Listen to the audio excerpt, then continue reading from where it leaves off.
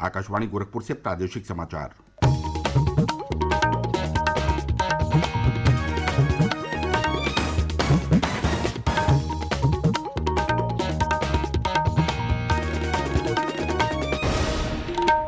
नमस्कार। समाचार बुलेटिन के साथ मैं प्रमोद कुमार सिंह। पहले मुख्य समाचार। प्रधानमंत्री नरेंद्र मोदी ने गुजरात के गांधीनगर में राष्ट्रीय रक्षा विश्वविद्यालय के भवन का किया उद्घाटन। कहा, विश्वविद्यालय की स्थापना से देश की सुरक्षा का परिदृश्य होगा मजबूत। प्रदेश में नई विधानसभा के गठन की अधिसूचना जारी। मुख्य निर्वाचन अधिकारी ने राज्यपाल आनंदीबेन पटेल को सौंपी 403 नवनिर्वाचित सदस्यों की सूची। कर्मचारी भविष्य निधि संगठन वित्तीय वर्ष 2021-22 में देगा 8.1% की दर से ब्याज। और सीबीएसई ने घोषित किए 10वीं के प्रथम सत्र की बोर्ड परीक्षा के परिणाम।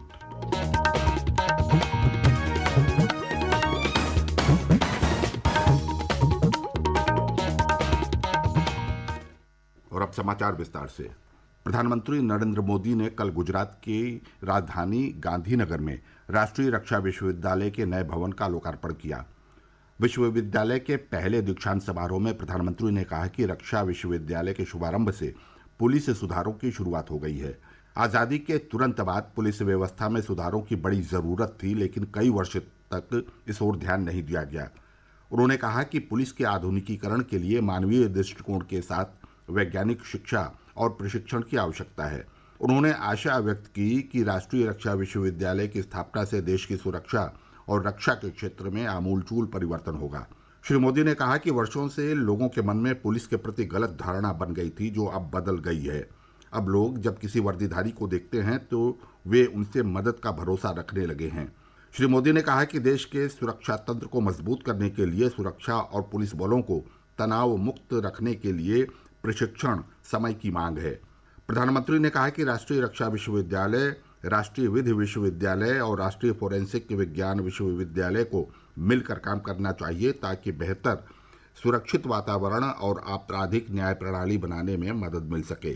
केंद्रीय गृह और सहकारिता मंत्री अमित शाह ने कहा कि राष्ट्रीय रक्षा विश्वविद्यालय राष्ट्रीय महत्व का संस्थान अब पूरे देश में अपनी गतिविधियों का विस्तार कर रहा है।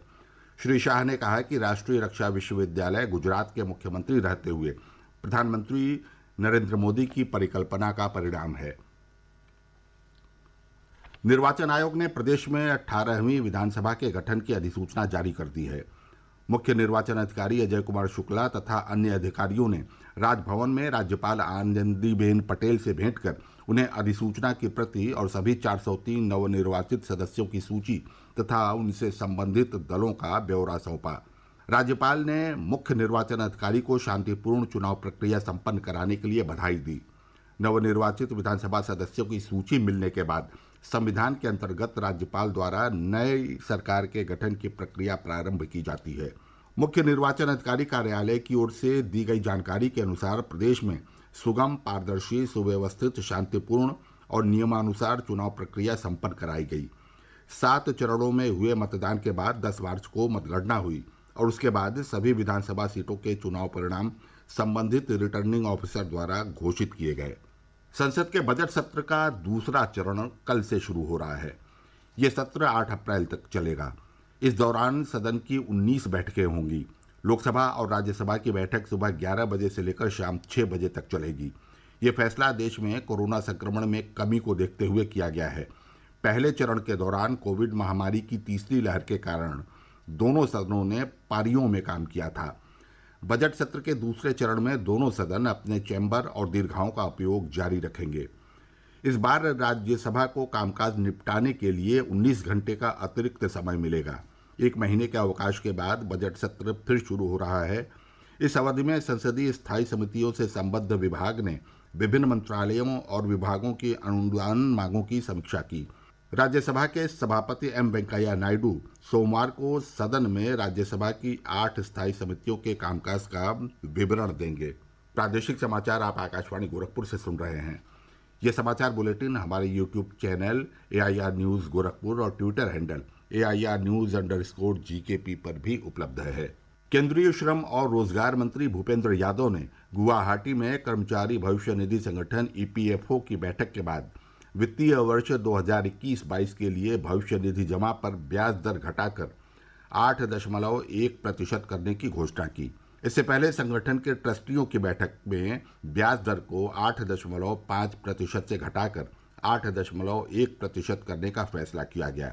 केंद्रीय मंत्री ने कहा कि सरकार समाज के कमजोर वर्गों के कल्याण के लिए प्रतिबद्ध है। उन्होंने ये भी कहा कि बैठक के दौरान श्रमिकों की बीमारियों पर शोध के लिए केंद्र बनाने और विभिन्न अस्पताल परियोजनाओं पर चल रहे काम को आगे बढ़ाने पर भी मंजूरी दी गई।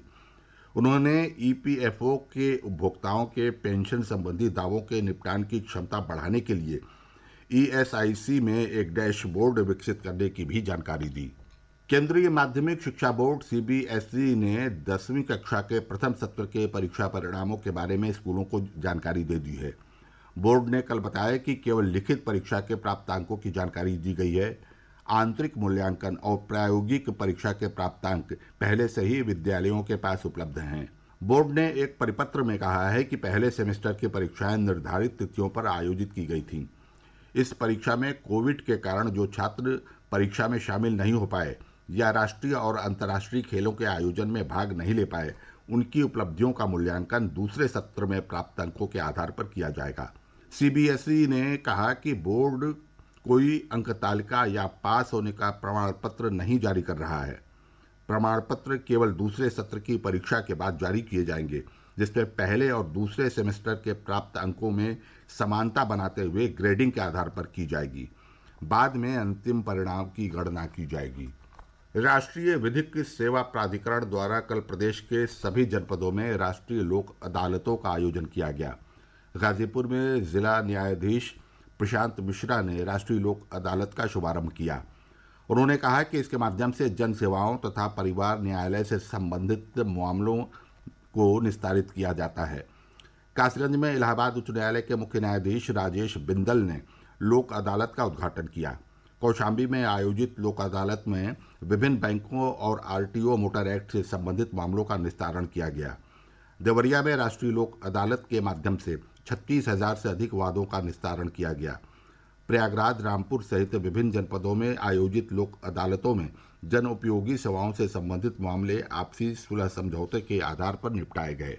राज्यपाल एवं कुलाधिपति आनंदीबेन पटेल ने प्रोफेसर अनिल कुमार श्रीवास्तव को प्रदेश के पंडित दीनदयाल उपाध्याय पशु चिकित्सा विज्ञान विश्वविद्यालय एवं गौ अनुसंधान संस्थान मथुरा का कुलपति नियुक्त किया है। प्रोफेसर अनिल कुमार श्रीवास्तव वर्तमान में एनिमल साइंस कृषि वैज्ञानिक चयन मंडल के सदस्य हैं।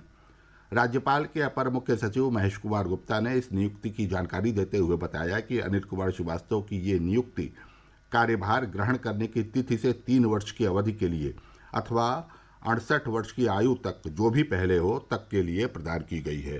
प्रदेश में कोरोना संक्रमण के मामले लगातार कम हो रहे हैं। अपर मुख्य सचिव चिकित्सा एवं स्वास्थ्य अमित मोहन प्रसाद ने बताया कि एक दिन पूर्व कोरोना संक्रमण के 90 नए मामले आए। वहीं इस अवधि में 184 लोग कोरोना संक्रमण से स्वस्थ हुए।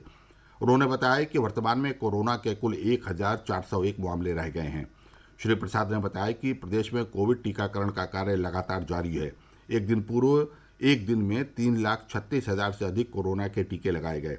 अब तक 29 करोड़ 38 लाख से अधिक कोरोना के टीके लगाए जा चुके हैं।